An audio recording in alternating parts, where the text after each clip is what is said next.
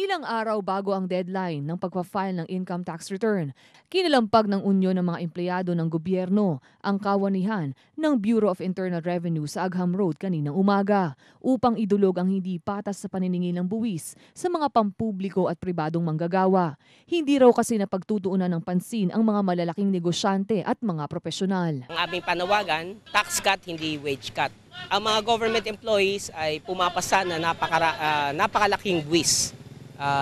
Ang kanilang buwan ng sweldo ay immediately kinakaltas, buwan-buwan.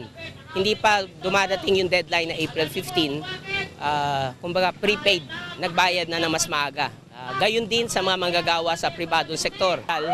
Ang government employees, pati mga manggagawa sa pribadong sektor, sila yung pinaka-compliant. Ibig sabihin, pinakatama na magbayad ng buwis.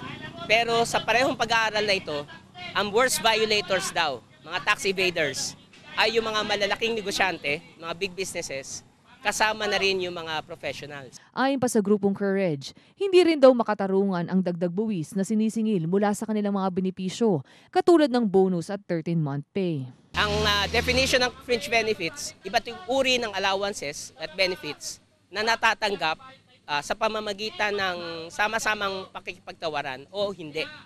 At sabi dito, dapat lahat ng ito ay non-tax-free, non-taxable.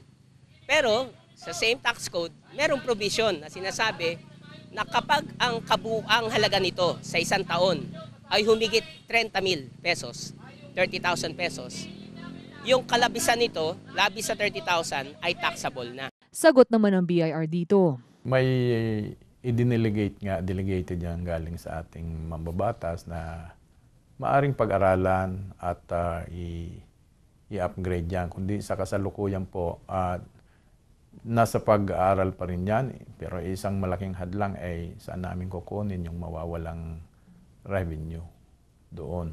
Yun nga sinasabi ko, mga 50 to 60 billion sa isang taon. Depende kung gaano natin itaas o isagad yung exemption. Ayon pa kay ASPE, ginagawa ng kagawaran ang lahat ng paraan upang masingil ang mga tax evaders. Di ba merong programa ang commissioner, yung Run After Tax Evaders. Kahapon yata nag-file siya ng 5 cases. Hindi lamang yung kumpanya, kundi pati yung mga major officers, principal officers, presidente, treasurer, o kung yung mga single proprietorship, mga professional, sila mismo ang pinafailan. Yun nga po palang mga CPAs, yung mga independent auditor na siyang pumerma doon sa financial statements, nasasama na rin sa pinafailan ng tax evasion. Kasi kumbaga katulong sila nung violator. Ako ang inyong kaibigan, March Wamar para sa Newslight.